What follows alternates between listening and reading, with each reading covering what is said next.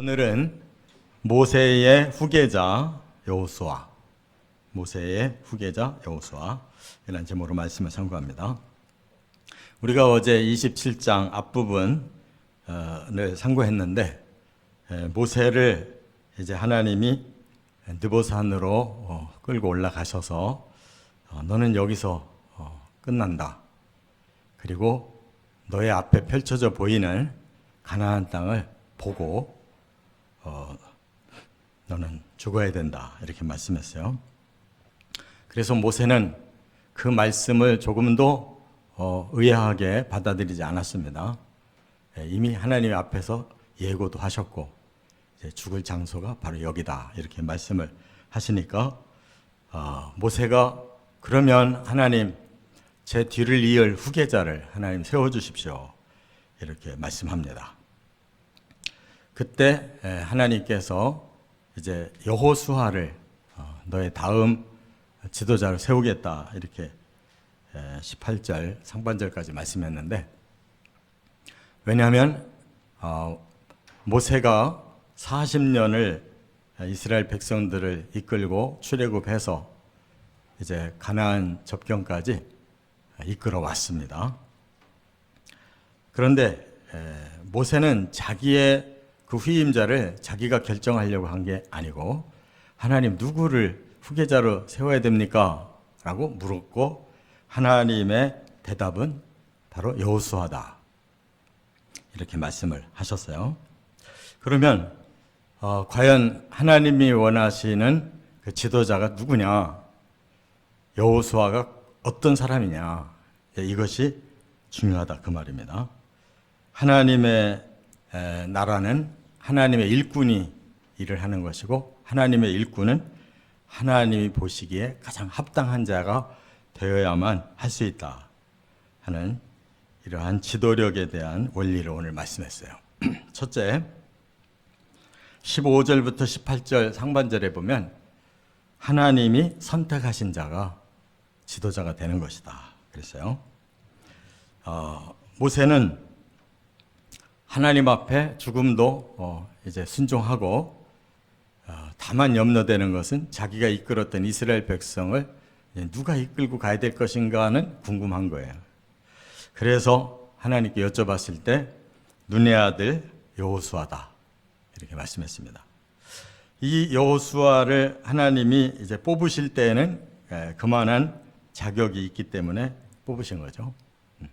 우리가 성경상으로만 이제 봐도 여호수아는 모세의 비서로 40년 전부터 이제 계속 모세를 보필하면서 지금까지 왔는데 하자가 없는 사람이었어요. 성경에서는 하자가 있는 사람은 반드시 하자를 드러냅니다.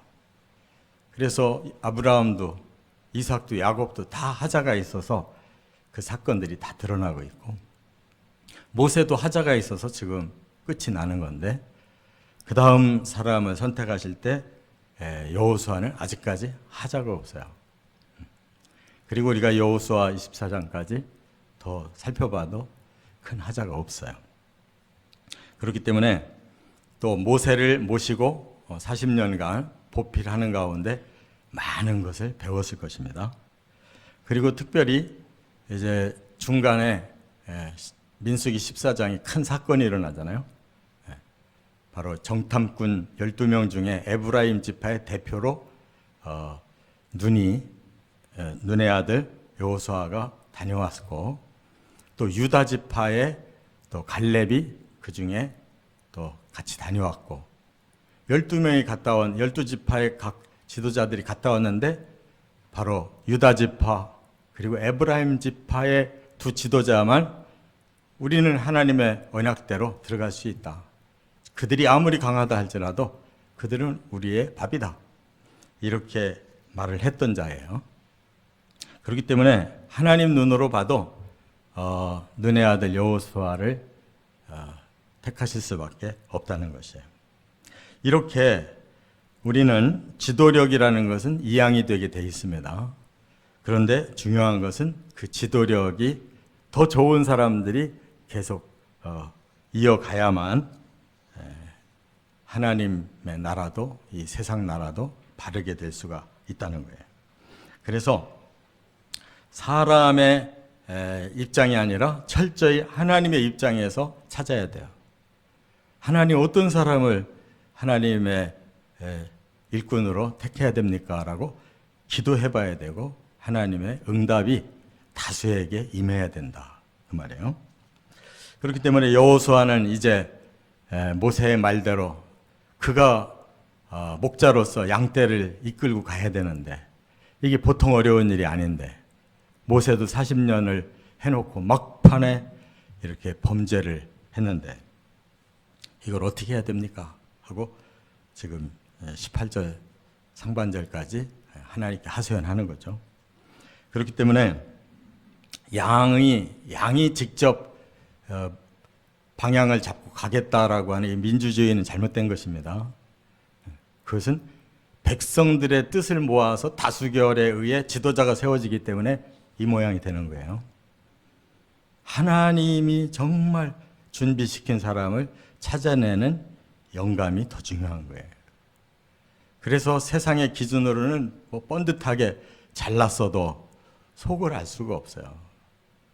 그래서 속을 아시는 하나님의 뜻을 우리가 계속 구해야 돼요. 양은 이 오늘 본문에도 모세가 양과 목자 얘기를 17절에서 하고 있는데 양은 본래가 한계가 있어요. 그래서 눈이 나쁘고 방향 감각이 없어서 그들은 뭉치기는 잘해요. 뭐 양 하나가 나가면 바로 뭉쳐요. 그런데 그 양이 잘못된 방향으로 간다는 게 문제예요. 그래서 그 양에 앞서서 목자가 있어야 돼요. 그 목자가 양 한 마리를 끌고 시작하면 다 따라가는 거예요. 바로 그러한 원리에 의하지 않으면 지금까지 살아나올 수가 없었어요. 그래서 철저히 모세는 하나님 뜻만 지금 따라서 여기까지 왔고 이제 그 개인이 허물을 하나님께서 보시고 그를 여기서 끝내지만 바로 하나님은 얼마든지 또 목자를 세우실 수 있기 때문에 이렇게 여호수아를 세웠어요. 그래서 약 15년 정도를 정복전쟁 해서 결국 가나안을 이제 12지파로 쫙 나눠주고 죽었어요. 두 번째, 18절 중반절에 아주 중요한 하나님의 기준을 밝히셨는데 하나님의 영이 머무는 자여야 된다 하는 거예요. 지도자는 하나님을 잘 아는 사람이어야 되는데 하나님을 잘 안다는 건 뭐냐면 하나님 마음을 안다는 거예요. 하나님 마음을 어떻게 아느냐? 하나님의 영이 그 사람에게 임할 때 그의 영을 열고 하나님의 영감을 주셨을 때 하나님 마음을 아는 거예요. 그래서 영이 머무는 자라고 하나님 말씀했는데 눈의 아들 여호수아를 그 원어가 루아흐 아쉐르라고 그랬어요. 루하르라는 말이 성령이에요. 성령이 그 사람에게 임해 있다. 그런 뜻이에요. 그러니까 우리가 이렇게 겉으로 보면 다 사람들이 다 똑똑해서 자기들이 원하는 사람을 뽑아서 끌고 가면 잘할 것 같잖아요. 근데 그 마음의 영을 몰라요. 영이 막힌 사람이 지도자가 되면 하나님을 모르니까 엉뚱한 복술가들을 따라가게 돼 있는 거예요. 자기가 미래를 모르는데 미래를 안다고 하는 사람 말을 듣게 돼 있단 말이에요. 그렇기 때문에 하나님의 영이 그 사람의 영을 장악하고 계셔야 하나님께 기도하면 응답이 오고 하나님의 말씀을 읽으면 깨달음이 오고 또 비전을 세우려고 하면 방향을 가르쳐 주시고 그게 바로 모세의 삶이었다는 거예요. 이와 같이 루아흐 아쉐르 하나님의 영이 임해 있는 사람이 누구냐를 찾아야 되는데 구약에서도 하나님의 영에 대해서 가장 탁월한 사람들이 나와요. 그게 바로 열왕기 2장에 보면 엘리야와 엘리사. 엘리야는 그야말로 전적으로 하나님께 순종하는 사람이에요. 그래서 그 당시에 이방 제사장 바알 아세라 제사장들이 850명이나 되고, 지금 이스라엘의 진짜 선지자는 딱 한 사람, 엘리야밖에 없어요. 그런데도 하나님이 가서 우상을 쳐라 하니까 850대 1로 선포를 해요. 어떤 신이 진짜 신인지 한번 가려보자. 갈멜산에서 850대 1로 우상 신이 진짜냐 여호와가 진짜냐 가려냈잖아요.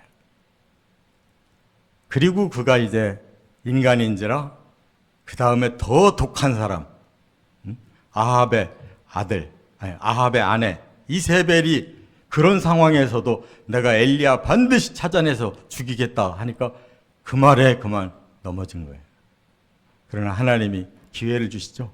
신의 산으로 다시 그를 끌어당겨서 거기서 다시 하나님 만나게 하시고 사명을 다시 주시고 성령으로 역사하니까 그가 사명 끝까지 감당하고, 그리고 하나님께서 어떤 사람에게도 어떤 선지자도 주지 않으셨던 휴거를 주신 거예요. 죽음을 보지 않고 하나님이 보내신 불마차를 타고 하늘로 올라갔다.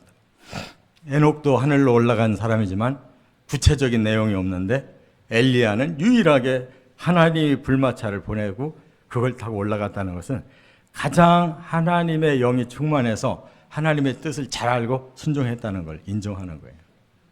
그때 엘리사가 이미 뽑혔어요. 엘리야가 엘리사를 찾아서 뽑았는데 그 엘리사도 마지막 말이 뭐냐면 당신의 영감이 내게 갑절로 임하기를 원합니다. 하나님의 성령이 2배로 임하게 해달라고 그리고 원했어요. 그건 내가 할 일이 아니다. 이제 너는 잘 지켜봐라 하고 하늘을 올라갔는데 엘리야의 겉옷이 떨어지는 거예요.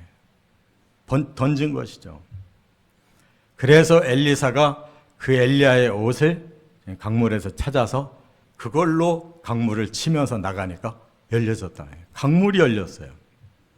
그러니까 홍해도 모세가, 또 구약의 엘리사도 바로 이렇게, 그리고 여호수아도 바로 하나님의 말씀대로 제사장들이 발을 담그고 나가니까 요단강도 열렸잖아요. 이와 같이 하나님은 영이시기 때문에 영을 보시고 성령이 임한 자를 찾으신다는 것. 우리도 꼭 깨달아야 될 줄 믿습니다. 겉모습이 아닙니다. 아무리 학벌이 좋고 아무리 인물이 좋고 인격이 좋아 보이고 리더십이 대단해 보여도 하나님의 성령이 약한 사람은 소용없는 거예요. 세 번째, 18절 하반절부터 18절 하반절부터 23절까지는 위임받은 자. 여기에서는 위임이라고 말씀을 하지 않고 위탁이라고 19절에 말씀했는데 요즘 말로는 위임이라는 말을 써요. 그래서 위임식한다 그러는데 위임은 맡길 위, 맡길 임이에요. 또 위탁은 맡길 위, 부탁할 타예요. 그 말은 그냥 맡기기만 하면 안 돼요. 하나님께서 너는 이렇게 이렇게 해야 된다. 백성들도 우리에게 이렇게 이렇게 해 주십시오. 그걸 다 맡기는 거예요. 하나님도 맡기고 사람도 맡기고. 그게 위탁이라는 거예요. 이게 정확한 단어예요. 이걸 치위타라고 그래요. 치위타. 하나님도 인정하고 사람도 인정해야 돼요. 그게 위탁이란 말이에요. 그래서 모세는 바로 지도자의 지도권을 여호수아에게 넘깁니다. 이처럼 하나님의 영이 임하는 자가 뽑혀야 되는데 모세까지는 2가지 일을 했어요. 영적인 일도 또 백성을 이끌어가는 지도력도 같이 했는데 이때부터 하나님이 둘로 갈라요. 여호수아는 백성을 이끄는 지도력만 줘요. 그러면 하나님의 메시지는 누가 받아요? 엘르아살 대제사장이 받아요. 모세의 셋째 아들인데 위에 둘이 죽었기 때문에 그가 장자권을 이어서. 엘르아살은 어떻게 하나님의 그 뜻을 아느냐? 바로 여기에 우림과 둠밈을 하나님 만들어 주셨잖아요. 그 우림과 둠밈을 여기에 넣고 있고 하나님의 사인이 있으면 이 우림과 둠밈을 어느 것을 하나님이 표시하느냐에 따라서 갈 것이냐 말 것이냐 하나님의 뜻을 찾았단 말이에요. 그래서 대제사장 엘르아살에게 이제 여호수아가 물어보는 거예요. 우리가 이 진영을 어떻게 해야 됩니까?